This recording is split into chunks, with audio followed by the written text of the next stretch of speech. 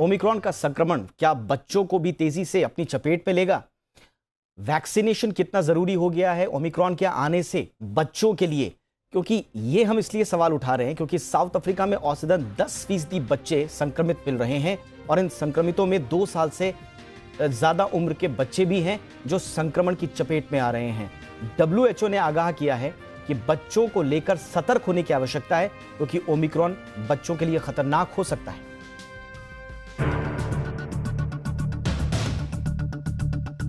क्या ओमिक्रॉन से ही भारत में तीसरी लहर आएगी?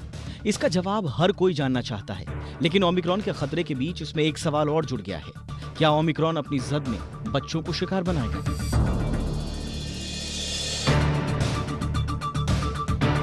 विश्व स्वास्थ्य संगठन ने चेतावनी देते हुए कहा है कि ओमिक्रॉन वेरिएंट से 5 से 14 साल की उम्र के बच्चों में ज्यादा खतरा हो सकता है। WHO के मुताबिक इस उम्र के बच्चों में वायरस ज्यादा फैल रहा है। ये ऑब्जर्वेशन दरअसल WHO के यूरोप के regional director doctor Hans Kluge का है। उन्होंने चिंता जताते हुए कहा कि हाल ही के दिनों में जो आंकड़े सामने आए हैं उससे पता चलता है कि यूरोप के कुछ देशों में बच्चों में संक्रमण के मामले बढ़े हैं। हालांकि ये राहत की बात है कि उनमें वायरस के गंभीर लक्षण अभी नहीं देखने को मिले हैं। क्लूज ने बच्चों को संक्रमण से बचाने के लिए स्कूलों को विशेष एहतियात बरतने की सलाह दी है। क्लूज के अलावा WHO की चीफ साइंटिस्ट सौम्या स्वामीनाथन ने भी ओमिक्रॉन पर बच्चों को लेकर चिंता जाहिर की है। उनके मुताबिक दुनिया में बच्चों की वैक्सीन हर जगह मौजूद नहीं है और गिने चुने देश ही बच्चों को वैक्सीन दे रहे हैं। ऐसे में जब तक बच्चों पर ओमिक्रॉन के इम्पैक्ट की ठोस स्टडी नहीं हो जाती, तब तक हमें बच्चों पर खास ध्यान देने की जरूरत है। यही नहीं, दुनिया भर के डॉक्टर्स और हेल्थ एक्सपर्ट्स ने एक क्लिनिकल रिपोर्ट विश्व स्वास्थ्य संगठन को भी सौंपी है, जिसमें कहा गया है कि दक्षिण अफ्रीका में 2 साल के ऊपर की उम्र वाले बच्चों के भर्ती होने की संख्या बढ़ी है। ऐसे में आशंका ये है कि ओमिक्रॉन बच्चों के लिए खतरनाक हो सकता है। भारत के लिहाज से ये इसलिए महत्वपूर्ण है क्योंकि भारत में फिलहाल केवल 18 साल से ऊपर की उम्र वालों को ही वैक्सीनेशन दी जा रही है।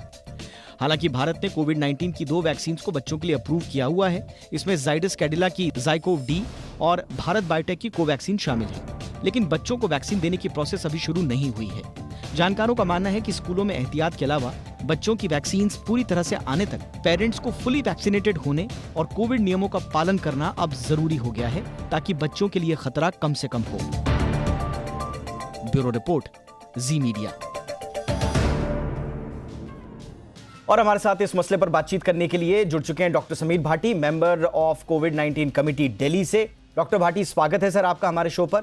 सर, WHO का ये जो चैप्टर है, यूरोपियन चैप्टर, उनके ये रीजनल डायरेक्टर हैं जिन्होंने कहा कि भाई बच्चों में संक्रमण बड़ा तेजी से दिख रहा है, और भी बड़े एक्सपर्ट हैं जो कह रहे हैं कि बच्चों के लिए खतरनाक हो सकता है। क्या कारण है कि बच्चे ज्यादा संवेदनशील हैं ओमिक्रॉन को लेकर, और हम क्या सतर्कता बरतें बच्चों को सुरक्षित रखने के लिए सर? बिल्कुल, देखिए, जो यूरोप से और साउथ अफ्रीका से जो रिसेंट डेटा आया स्पेसिफिकली बच्चों को लेकर, इसमें एक बार समझना हमें ये जरूरी है कि जो ये अंडर 5 का डेटा आया, इसके अंदर एक कैटेगरी तो ऐसी है जिसको सिर्फ प्रिकॉशनली हॉस्पिटल के अंदर रखा गया है।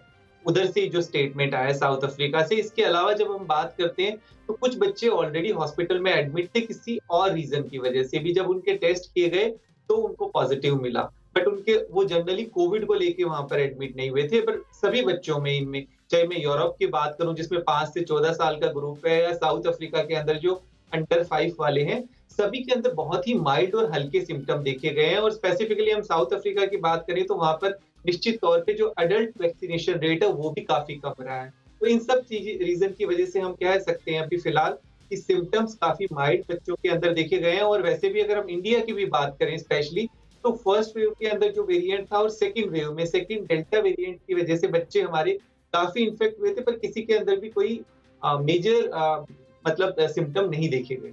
जी, और सर ये WHO के जो यूरोपियन चैप्टर है वो ये कह रहा है कि स्कूल्स में स्पेसिफिकली आपको ध्यान रखना होगा, और खास तौर से ये भी कहा जा रहा है कि जो पेरेंट्स हैं उनको डबल वैक्सीनेटेड होना जरूरी है, उनको सोशल डिस्टेंसिंग का पालन करना जरूरी है। तो पेरेंट्स के लिए आप क्या सलाह देंगे? बच्चों के लिए वैक्सीन जब आएगी वो तो आएगी। बिल्कुल बिल्कुल, देखिए, बच्चों के लिए जिस तरह से अभी आपने रिपोर्ट में भी दिखाया 2 वैक्सीन इंडिया के अंदर रोल आउट होने वाली है, पर तब तक हम लोगों को जो प्रिकॉशन ध्यान रखना वो ये है कि बच्चों के सराउंडिंग जो भी लोग हैं, पेरेंट्स के साथ साथ पेरेंट्स को इंश्योर करना है कि जब बच्चों को स्कूल भेज रहे हैं तो वहां भी सभी फैकल्टी, टीचर्स, इवन जिस बस से वो जा रहे हैं वहां पे ड्राइवर, सपोर्ट स्टाफ, ये सब जो है फुली वैक्सीनेटेड होने चाहिए, क्योंकि बच्चों के सराउंडिंग सब लोग वैक्सीनेटेड होंगे तो बच्चों को निश्चित तौर पर प्रोटेक्शन मिलेगा। इसके अलावा हम देखें तो एक जो अच्छी बात ये है कि अगर दिल्ली की स्पेसिफिकली बात करूं तो 80% के करीब बच्चे ऑलरेडी उनको नेचुरल इन्फेक्शन हुआ था, जो सीरो सर्वे की रिपोर्ट आई थी। और हम नेशनल सीरो सर्वे की भी रिपोर्ट देखें, उसमें भी मोर देन 66-70% के करीब बच्चों को ऑलरेडी नेचुरल इन्फेक्शन हो चुका था, और उनको हम ये कह सकते हैं कि एक नेचुरल इम्यूनिटी निश्चित तौर पर मिली हुई है। स्कूल में एक ध्यान देने वाली बात ये है कि जब बच्चे जा रहे हैं स्कूल में, तो हमें सिर्फ ये ध्यान रखना है कि एक क्लास के अंदर 20 से ज्यादा बच्चे ना हो, वहाँ पे रैपिड टेस्ट का भी इंतजाम हो। अगर कुछ सिम्टम्स वगैरह आते हैं तो स्कूल प्रशासन को ये ध्यान रखना जरूरी है कि वो रैपिड टेस्ट से इस चीज को डिटेक्ट कर सके। बिल्कुल सर, बहुत बहुत शुक्रिया भाटी सर, आपने हमारे लिए वक्त निकाला। इस महत्वपूर्ण मुद्दे पर आपने चर्चा की। बच्चों की सेफ्टी के लिए वाकई में सतर्क रहना आवश्यक है और जो जो प्रिकॉशंस डॉक्टर साहब ने बताए हैं उनका पालन करना भी जरूरी है।